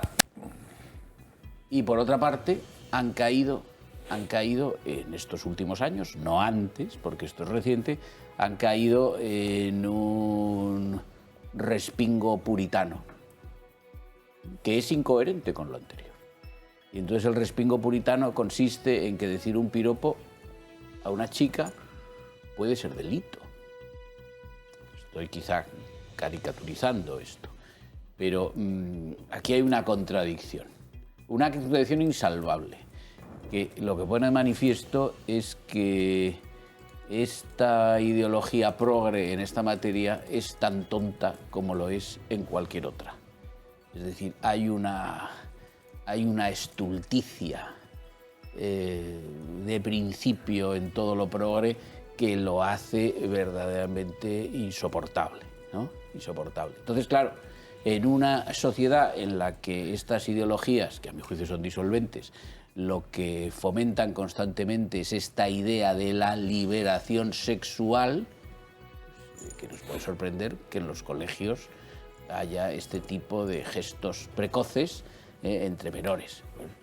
Ha habido cosas de este tipo en los colegios y en los no colegios, ha habido toda la vida, pero es que ahora se multiplica porque hay elementos sociales circundantes, sobre todo la prensa, la imagen, la televisión, etcétera, que constantemente están excitando esto de una forma fuera de lugar, y al mismo tiempo pues hay un rigor sobre estas cosas, pues eso que incluso trasciende a los códigos penales, ¿no? Es que es sorprendente precisamente cómo en las últimas semanas no dejamos de ver noticias, muchas veces Ana nos la cuenta de agresiones sexuales que se producen entre menores, cada vez niños más y más pequeños, de hasta 10 años creo que comentamos en una ocasión, y que al final, Francas, es siempre lo que estamos denunciando, que es lo que ha provocado la sexualización de los niños. Ahí voy yo, o sea, lo que decías es clarísimo, pero además es que fomentar o abonar la liberación sexual en base a banalizar el sexo, lo que trae es unas consecuencias. Lo que no puedes después es escandalizarte por las consecuencias. Es evidente que como todo tipo de cosa que vaya con los sentidos, pues cuando se produce una cosa que es la habituación. Es decir, de la misma manera que tú entras en un sitio y hueles, al cabo de un rato no hueles. Cuando tú quieres una sensación fuerte, al cabo de un rato esa sensación ya no es fuerte para ti. Entonces, pensar que la gente, cuando hay barra libre en el tema sexual, se va a conformar con lo normal, pues simplemente es soñar, porque se va a conformar con una cosa distinta a lo normal, algo más, probablemente algo más y probablemente más patológico o claramente patológico. Entonces, claro, si un niño barra niña lo que ve es lo que ve, lo que escucha es lo que escucha, y lo que hace es lo que hace, le comento que lo que hace él solito pues ya no da para más, hay que ir a otra cosa, mariposa. Mariano. Y si no saben eso... A mí me parece que, a ver, estos discursos hay que matizarlos bastante, porque me suena a mí un poco que la violó porque llevaba la falda muy corta. Entonces hay que tener un poco de cuidado con esos discursos. Es decir, yo creo que una cosa... Yo creo que lo que se refiere Francás más bien es que si al final se está banalizando el sexo y se dice o se toma como si no fuera nada de vital importancia, pues al final también se lleva a estas cosas. Ante unos menores que están en una ventana abierta que es Internet y que se pueden encontrar de todo, aparte de no solo los mensajes políticos, sino el acceso directamente al porno. Pero puede ser también una de esas explicaciones. A ver, pero no lo justifica en absoluto. Es decir, yo creo que aquí, en este caso concreto, yo creo que lo que ha faltado también es, por parte del colegio, de los padres o de quien sea, es concienciar a las niñas para que lo denuncien. Eso es lo primero, porque si ha habido casos que no se han denunciado, las niñas lo que tienen que saber es que no pueden permitir ciertas cosas y tienen que denunciarlo inmediatamente. Porque puede ser, a nosotros nos puede parecer muy fuerte, muy flojo, lo que sea, pero a lo mejor una niña pequeña no tiene por qué escuchar, no ya que le hagan físicamente, sino escuchar verbalmente, no tiene por qué escuchar nada de lo que le digan pues una pandilla de chicos de su colegio. Entonces, en cuanto le digan algo, eso lo tienen que saber y lo tienen que hacer, sobre todo. Yo creo que por esa parte, en este caso, pues ha debido de fallar. Y por otro lado, yo por lo que has contado, Ana, yo creo que el protocolo del colegio ha funcionado bien. Es decir, ahí se puso en marcha en cuanto tuvieron la información. Los profesores no sabían lo que estaba ocurriendo. De hecho, cuando le pone en conocimiento la víctima, porque ya no aguantaba más ese hostigamiento de sus compañeros, directamente se ponen las pilas. Es decir, preguntan a grupos de alumnos, los separan, les preguntan y directamente, en cuanto ven que tiene un ápice de veracidad esa historia, es que a los niños, de hecho, les expulsan. O sea, los que son presuntos agresores les expulsan como medida cautelar y ponen y activan el protocolo, llaman directamente, porque aquí en estos casos se pone en contacto directamente con la unidad de atención de la familia y la mujer, que es de la Policía Nacional. O sea, tienen como un apartado exclusivo para este tipo de situaciones. Pero sí que es verdad que aquí no vemos como en otros casos que ha habido situaciones de bullying o demás, que a lo mejor los profesores podían verlo y llevaban muchos meses y no sé. No, que eso es la vez que contamos esta historia tan horrible y trágica en un colegio de Estados Unidos de una niña de 3 años que lo intentaron de alguna forma camuflar, que se enteraron a través de Facebook. Aquí no, aquí han sido el propio colegio quien de hecho ha llamado también a las familias. José María primero. José María primero. Ahora vas, pero primero José María, que me había pedido antes el turno de palabra. Mariano, yo creo que lo que ha dicho Francás es simplemente lo de tronos a las causas y caballos a las consecuencias. Es decir, lo que ha dicho es, en un ambiente en el que se fomenta la sexualidad sin límite y además se banaliza, luego nos quejamos de que haya hechos como estos. No es una cuestión de que se denuncie o no. El problema es que haya este tipo de actividad sexual tan precoz entre menores, en términos además agresivos. Este es el problema. Que luego se denuncie o no es un elemento adicional de la historia, pero no es el más grave. Y yo, en ese sentido, si esa es la interpretación, yo la comparto. Francás, es que creo que es clarísima. O sea, yo no hablo nada de que te provoque el exterior. Yo hablo de el uso. O sea, si tú estás harto de comer una cosa, querrás comer otra. Tú, no lo que te den de comer. De todos modos, a todo eso también añadiría un fenómeno que no sé si ahora es así de real. Cuando yo daba clases sí era real, o sea, estoy hablando de hace 15 o 20 años, la edad sexual de los niños, niñas, había disminuido, mientras que la edad intelectual, o como le podríamos llamar, madurez intelectual, había aumentado. O sea, se producía más tarde. Con lo cual, la capacidad de, con la cabeza, controlar los instintos, cada vez era peor. Si a eso le unes que todos los estímulos exteriores lo que provocan es la sobreactuación sexual, pues tienes lo que tienes ahora. Ana, ¿qué otra noticia nos traes para hoy desde el manicomio? Al Mar Menor nos tenemos que ir porque las medusas huevo frito lo han invadido. Y no me he inventado yo el nombre, se llaman así por la forma que tiene este tipo de medusas y que pertenecen a la familia que tiene un nombre rarísimo, que es Cotiloriza. ¿Qué ha ocurrido? Que sí que son comunes y bastante habituales en este hábitat, pero ha pasado algo que no ocurrió desde hacía más de 50 años. Han invadido las costas y los bañistas están totalmente preocupados porque no pueden entrar a bañarse y sobre todo están desesperados por la situación. Los expertos que han dicho que no tienen de qué preocuparse a priori porque estas medusas no son peligrosas. Es una especie que no es urticante. Y lo que sí se sabe es que el tamaño de estas medusas es más o menos la dimensión de una moneda de 2 euros. Lo que ocurre es que puede adquirir grandes dimensiones porque adquiere mayor densidad a partir sobre todo de los meses de julio y agosto. Tiene un ciclo de vida de 2 a 6 meses y cada vez se van haciendo más grandes y se reproducen con mayor facilidad. ¿Pero por qué ha ocurrido esta proliferación? Bueno, principalmente según el informe de la Dirección General de Pesca y de la Universidad de Murcia, establecen que es en base a estos dos motivos: porque ha incrementado y ha aumentado la temperatura del mar y porque hay una mayor transparencia en el Mar Menor. Estas dos situaciones, estos dos fenómenos, lo que han hecho es generar un clima que sea sobre todo propicio y beneficioso para la reproducción de estas especies. También lo que han dicho es otra cuestión que aquí ya preocupa más sobre todo a los bañistas, porque el tema está en que dicen que no es bueno esas redes antimedusa porque lo que afecta no solo es a la especie sino también al ecosistema. Entonces, que no sería una solución a priori que está encima de la mesa. Que esto también lo han dicho desde la región de Murcia. Entonces, bueno, nos encontramos algo que no ocurría hace 50 años. Esta especie es muy común, sobre todo desde los años 90. En el año 2016 ya parecía que esta especie, bueno, y las medusas que hay en la zona reculaban y no emergían, otra vez volvieron en el año 2021 y ahora hay un montón de estas medusas. Pero bueno, que lo sepan, que no son peligrosas en estas, porque luego hay otras que sí lo son, pero estas no. Ante la duda, mejor uno escapa de todas. Lo del ecosistema me ha dejado a mí bastante impactado. O sea, a ver, si estamos hablando de prohibir las medusas en el mar, te cargas el ecosistema.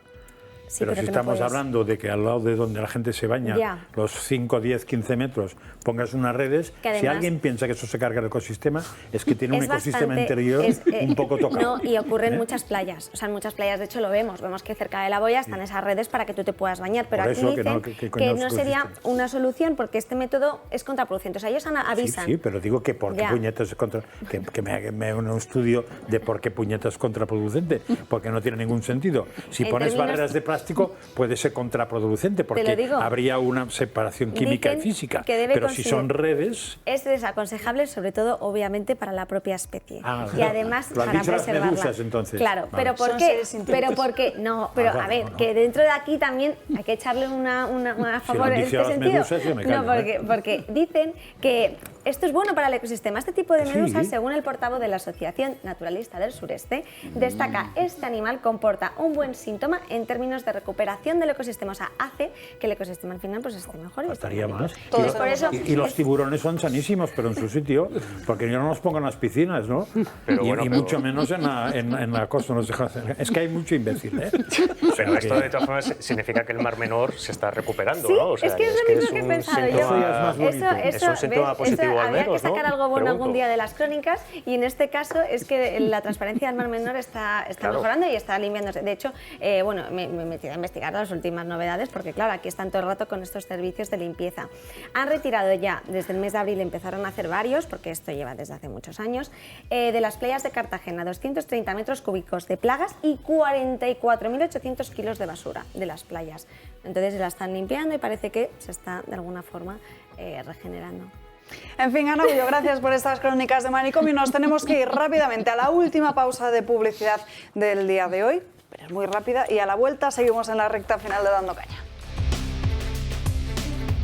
Ya estamos de vuelta, nos queda un poquito menos de 20 minutos, estamos en pleno verano, terminando ya el mes de junio, comenzamos en apenas unas horas el mes de julio, muchos se irán de vacaciones, pero sea como sea, hay que recalcar la importancia de la protección solar de los ojos, y para ello está aquí hoy con nosotros Eduardo Mora. Muy buenas tardes. Hola, muy buenas a todos. Bueno, cuéntanos un poco cuáles son los cristales más adecuados, el color que debemos escoger, qué son los cristales polarizados. Muy bien. Sí, en España realmente hay mucha intensidad lumínica, entonces hay que protegerse. Y no solo protegerse de la parte del sol, que es lo que nos da la vida, pues hay una parte que es dañina, que no es visual, que es la parte del ultravioleta, y de lo que no filtra, que el ultravioleta C lo filtra a la propia capa de ozono, y los infrarrojos, que son más térmicos y nos queman, es lo que quema la piel y nos queman la córnea, y entonces genera. Entonces, normalmente para protegernos del sol tenemos que utilizar en España, los filtros se catalogan del 0 al 4, pues en España la categoría 3, que filtra entre un 80 y un 90% la luminosidad, la intensidad lumínica, para que no nos moleste. Pero tienen que protegernos el 100% tanto de infrarrojos como de ultravioleta, para que no nos hagan daño. Entonces en España, colores, pues los colores habituales son marrones o grises verdosos, entre los marrones más recomendados hacia los miopes, enfocan un poquito mejor y les mejora el contraste, y para los hipermétropes un poco más los verdes grisáceos. Para deportes, pues depende, si los deportes son en zonas que hay césped, por ejemplo un golf o un fútbol o en el campo, los marrones mejor porque aumentan el contraste de la forma sobre el fondo, y para deportes náuticos, esquís y carretera, polarizados, que es la onda, o sea, la luz es una onda que se emite en todas las direcciones, pero cuando se refleja, ya sea en el agua, en la nieve o en la carretera, sale polarizada, sale en una sola franja a nivel de vibración, y es mucho más molesta que cuando está de forma normal. Pues Eduardo Mora, muchísimas gracias, pero antes de despedirnos les recordamos a nuestros espectadores y socios del Club de Amigo esa campaña de cristales de sol graduado hasta el 31 de agosto, porque comprando una de esas gafas graduadas normales les van a regalar otros cristales graduados de sol con la misma graduación, incluido progresivos. 30% de descuento en gafas graduadas, 15% en lentes de contacto y 2x1 en audífonos. Muchísimas gracias. Y vamos a hablar de otro asunto, porque esta semana ya lo han visto, aquí se lo hemos contado, como el Consejo de Ministros aprobaba uno de sus últimos paquetes, mientras dice que la economía va como una moto. Tenemos que hablar de esa rebaja del IVA en esos alimentos, cómo quedan a partir de ahora y cuáles son esos alimentos que más han subido de precio en los últimos meses. Nunca ha sido tan caro ir al supermercado en España como en mayo de 2023. Los alimentos y bebidas se han encarecido un 12% en comparación con mayo del año pasado y los precios del supermercado alcanzan récord históricos. El Gobierno ha decidido prorrogar finalmente 6 meses más la reducción fiscal sobre alimentos básicos. Aún así, ¿cuáles son esos alimentos que van a subir de precio? Vamos echándolos a nuestro carrito. El pan, las harinas panificables, alimentos como la leche, el queso, huevos, también frutas, verduras y hortalizas, legumbres, además de patatas y cereales. Por cierto, que la inflación se ha frenado al 12% en algunos alimentos, pero en otros se supera ya el 20%, como el azúcar, en el 46,3%, la mantequilla en el 25,2%, el aceite de oliva al 24,7%, la leche entera en el 24,3% y las patatas en 23,6%. Hace un año, por ejemplo, si en marzo de 2022 te gastaste unos 1.000 euros para cubrir todas las necesidades como pagar el alquiler, facturas, salir a cenar un par de días, ir al supermercado y comprar algo de ropa, si este año se hubiera comprado los mismos productos, acudido a los mismos restaurantes y adquirido los mismos artículos, habría pagado 1.032 euros según los datos del Instituto Nacional de Estadística, una diferencia del 3,2% más, que es lo que ha variado de media el nivel de precios de los bienes y servicios de consumo en España en el último año. Y tenemos que hablar del déficit de España porque José Ramón Riera nos ha traído unos datos preparados para hoy muy interesantes. Sí, vamos a ver. Lo primero, y muy importante, ¿qué es el déficit? El déficit es la diferencia entre los ingresos y los gastos de un país.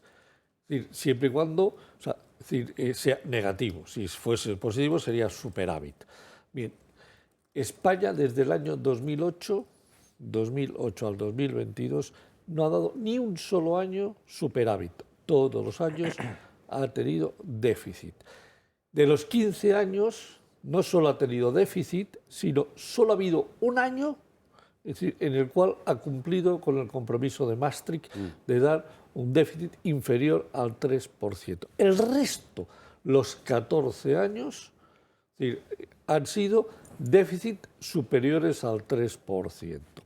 Bien, del 2008 al 2022, España ha dado un déficit acumulado de 1.106.000 millones de euros. La pregunta es, ¿esto es una barbaridad o es normal? Bien, entonces lo mejor es compararlo. ¿Compararlo con quién? Pues con otro país. Si comparamos con un país, y nosotros somos un país de un Producto Interior Bruto de 1,3 billones aproximadamente en el 2022, si nos comparamos con Alemania, que tiene un PIB 3 veces superior al nuestro, tiene una población que es un 80% superior, es decir, nosotros tenemos 47 millones, ellos están alrededor de los 82 millones, nuestro PIB 1,3, el de ellos 3,7. Si nos encontramos con que Alemania del 2008 al 2022 ha dado 8 años superávit, 7 años déficit. De los 7 años que ha dado déficit, solo ha habido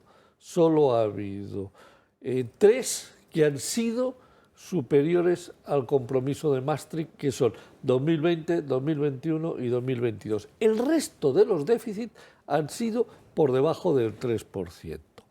En total, mientras nosotros hemos dado 1.106.000 millones, los alemanes han dado 353.000 millones de déficit en los mismos 15 años. Es decir, con nosotros tenemos 1/3 de su PIB y nos gastamos 3 veces más que los alemanes.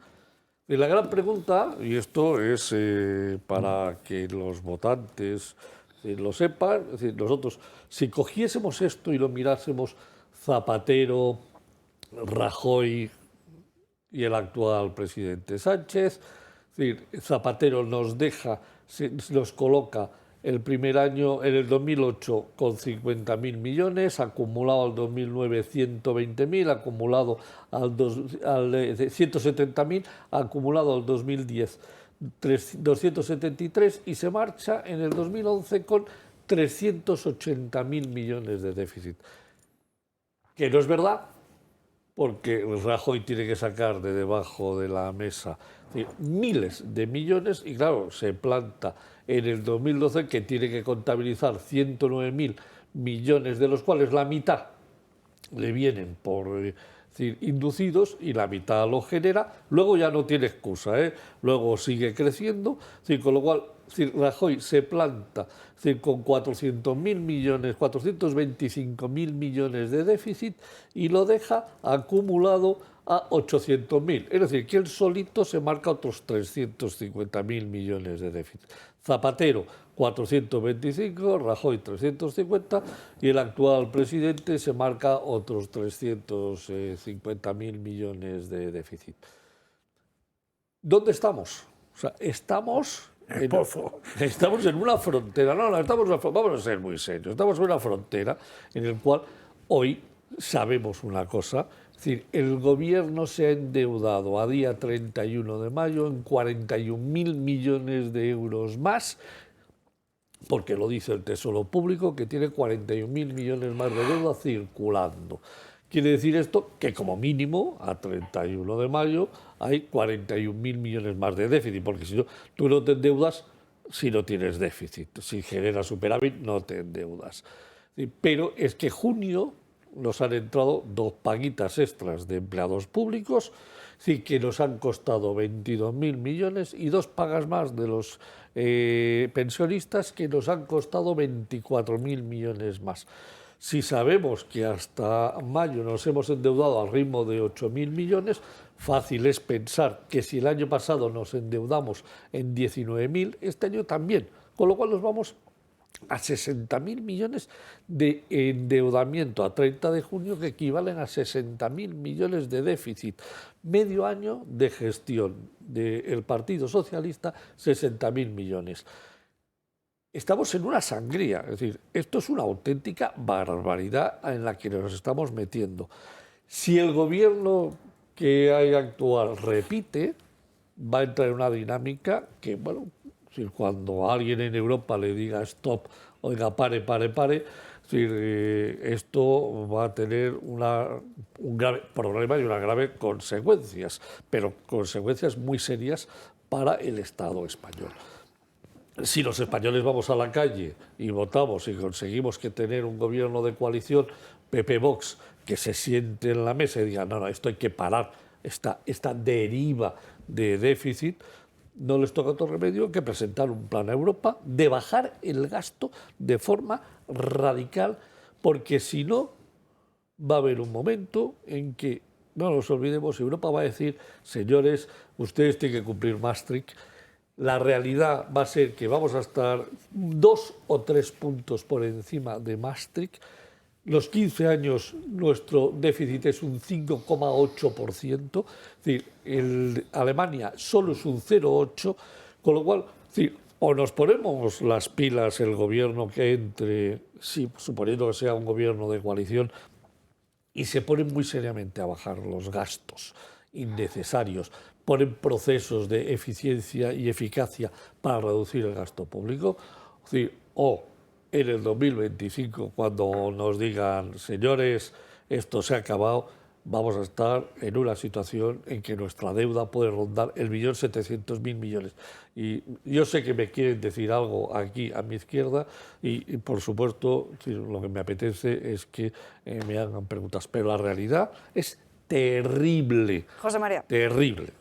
Sí, gracias. Sí, yo lo que quiero decir es que esta es una de las cuestiones sobre la que más ha insistido e insiste Vox. Pero aquí, en contra de lo que pudiera parecer, y es que en Europa podríamos decir que lo que todos los partidos convienen y aceptan es en que es sagrado e intocable el gasto social, el gasto llamado social, en educación, en sanidad, justicia, podríamos incluir en ese gasto social, en parte. Pues no es la verdad. Para los políticos, y desde luego Vox se desmarca completamente de esta postura, para los políticos españoles y para gran parte de los europeos, el gasto que es intocable es el gasto político, es decir, aquel que es prescindible. Sí. Cuando ha habido algún tipo de recorte en orden a cumplir los criterios del Pacto de Estabilidad y Crecimiento, no ha sufrido nunca el gasto político. Esto es así, esto es una aberración, es una inmoralidad y es un escándalo, pero es así. ¿Y en España en qué consiste el gasto político? Pues en España consiste el gasto político en el que consiste en toda Europa y además sabemos que en España hay un problema adicional, que es esta descentralización mal articulada a través del llamado Estado de las Autonomías, que verdaderamente hace que el gasto de las administraciones públicas multiplicadas sea algo insostenible económicamente, desde un punto de vista macroeconómico. Entonces nosotros queremos combatir esto indudablemente. Ahora bien, como ha explicado Riera con toda razón, en los últimos 15 años se han turnado en el poder socialistas y populares y esto no ha sido abordado y por las magnitudes que tú has ofrecido, que son públicas y conocidas, pues no hay grandes diferencias. Nosotros confiamos en que si el Partido Popular acepta el entendimiento que Vox le ofrece, que le está ofreciendo ya en comunidades autónomas y en municipios y que le pueda ofrecer después del día 23 de julio, pues confiamos en que el Partido Popular comprenda que esto hay que abordarlo como Vox pide. Y por último, la Unión Europea desde luego no ayuda en esto. No ayuda. En la Unión Europea hay ahora un debate, a mi juicio disparatado, acerca de si una decisión como los famosos fondos EU Next Generation por importe de 750.000 millones, de los que a España deben llegar en principio, o tenemos asignados 140.000 millones, no debe ser algo extraordinario, sino algo recurrente. Es decir, que si esto va a ser así y nadie se aclara en Bruselas, nadie verdaderamente estos criterios, entre otros el del 3% del déficit del Pacto de Estabilidad y Crecimiento, han acabado. Solo una cosa. Vamos a ver, primero, el gasto político que hay en estos momentos en este país, es decir, lo estoy terminando de analizar porque quiero que sea, es decir, posiblemente, si no un libro, al menos un documento en profundidad para cubrir 2000-2022, es decir, en estos momentos, con 634.000 millones de euros de gasto consolidado no financiero, es decir, sin deuda, sin deuda no financiero, y se puede estimar muy cerquita de los 230.000 millones. Un tercio político. Un tercio. Considerando economía del bienestar, que yo prefiero llamarlo economía del bienestar que sociedad del bienestar, es decir, los 80.000 millones de sanidad, los 60.000 millones de educación, los 160.000 de pensiones, los 30 y tantos mil de desempleo, fuerzas y cuerpos de seguridad del Estado, ejército, justicia y todos los gastos que son fundamentales y claves. Todo eso llega a 400.000 millones. 2 tercios. 400.000. Todo lo demás es prescindible. Bueno, habría que coger coger el bisturí y empezar a buscar dónde está la ineficiencia que tiene este país. Pero y yo he demostrado... esa operación con el bisturí es la labor del gobernante sensato y honrado. Pero esa labor con el bisturí no se ha hecho. Y parece que hay algunos, por no decir todos, excepto Vox, que siguen pensando que la labor del bisturí no se debe hacer. Bueno, yo lo que sí digo... Si llegáis a gobernar y no se pone el bisturí, simplemente lo último, es decir, va a llegar un momento determinado en que los mercados les van a decir que no nos financian. Si no nos financian, la manera fácil de resolver el problema es 2 pagas extras y 2 pagas extras de pensionistas y de empleados públicos a tomar por saco. Claro. 55.000 millones que se borran en 2 minutos. Y hasta aquí hemos llegado por hoy, no hay tiempo para más. Gracias por acompañarnos. Nos vemos mañana aquí puntuales, como siempre, en Dando Caña. Que tengan un feliz jueves.